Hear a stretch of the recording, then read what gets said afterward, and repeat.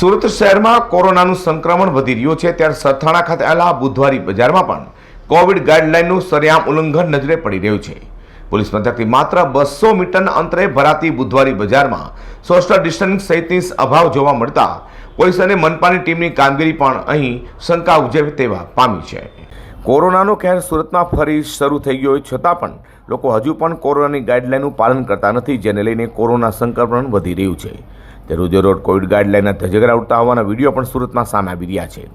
Sarthana police મથકથી માત્ર 200 મીટરના અંતરે ભરાતા બુધવારી બજારમાં સોશિયલ ડિસ્ટન્સિંગ અને માસ્કનો અભાવ જોવા મળ્યો હતો। મનપાને પોલીસ દ્વારા આમ તો 4 રસ્તા પર ઊભા રહી લોકોને કોરોનાના નિયમોનું પાલન કરાવી રહ્યું છે, પરંતુ બુધવારી બજારમાં થઈ રહેલા કોવિડ નિયમોના ઉલ્લંઘનને જાણી તંત્ર દ્વારા પણ આંખ આડા કાન કરી જોવાતું હોય તેવા દ્રશ્યો જોવા મળ્યા છે।